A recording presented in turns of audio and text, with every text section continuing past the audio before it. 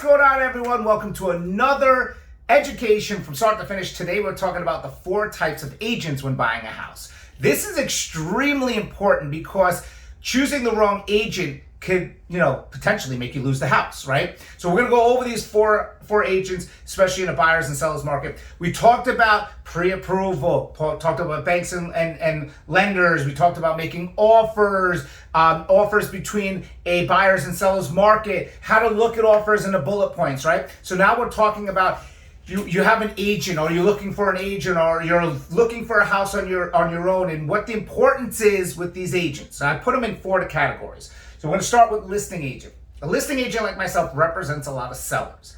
The importance of a listing agent is they know everything about the property, right? They're the ones that know everything, the showings, the square footage, the price, the upgrades, everything.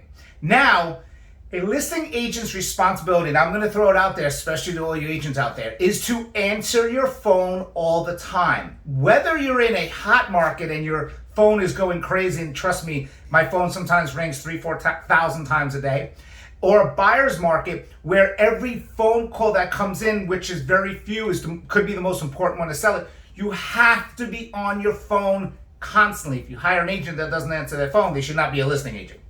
So a listing agent's responsibility is to represent the sale of the seller, right?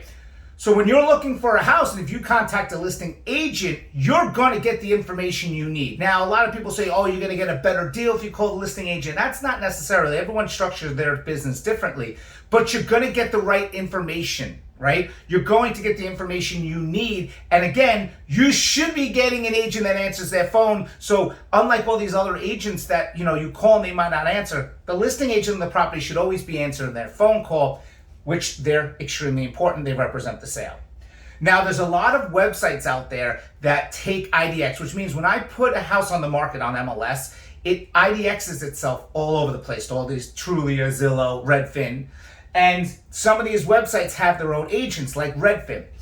See, the problem is that if you're shopping on Redfin, right, and you're like, oh, I want more information, that agent does not represent that property, number one, and doesn't know who you are. They only represent that site.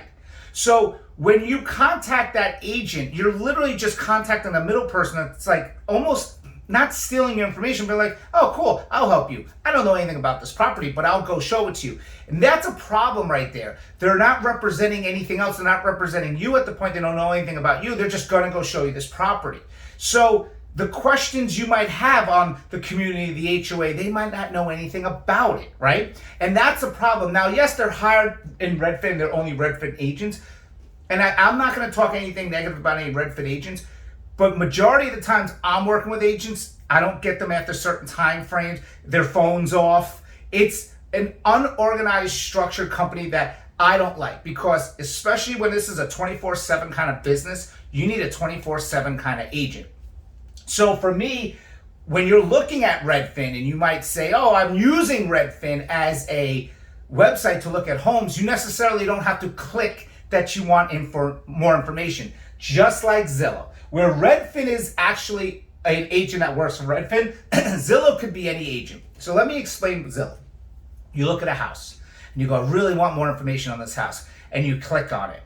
It is going to go to the next person in line that pays for leads. Now, here's the problem. Zillow doesn't care if that agent's full-time, part-time, or anything. All Zillow cares is that agent pays money, right? So you might get, oh, I want more information on 123 Main Street. Click.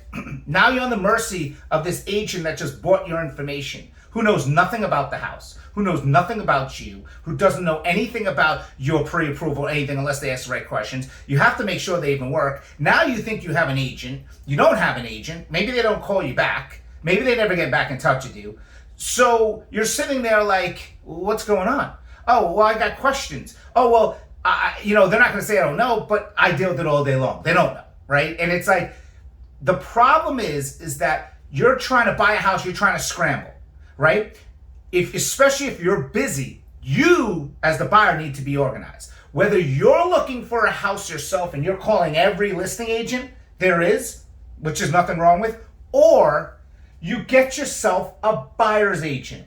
You interview agents and you say to yourself, I'm looking for an agent that works nonstop, that's going to set me up on a search criteria, that's going to guide me and educate me in the right direction and explain to me what I'm getting myself into.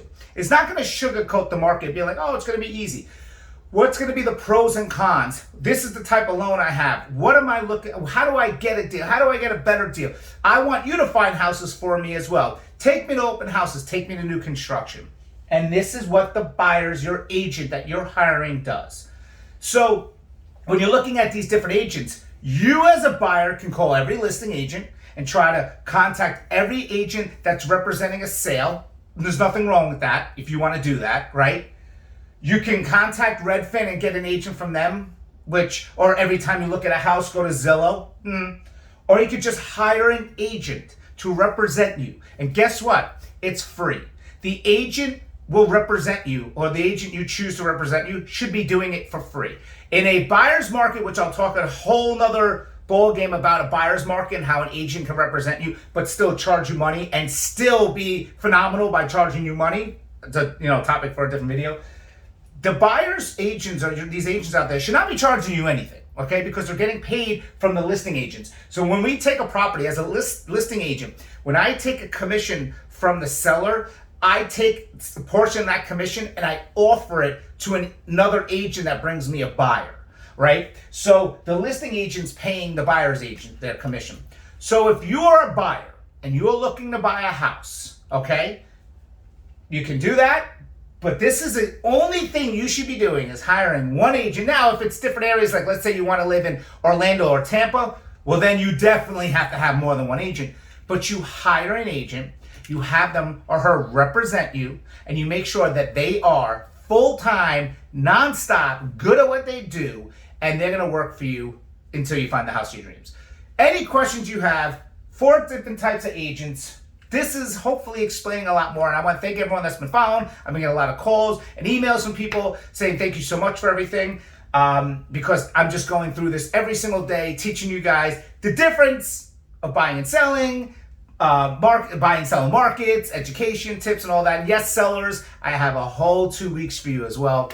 But any questions you have, continuing tomorrow with more education and tips. I'm Karen. Talk to you soon.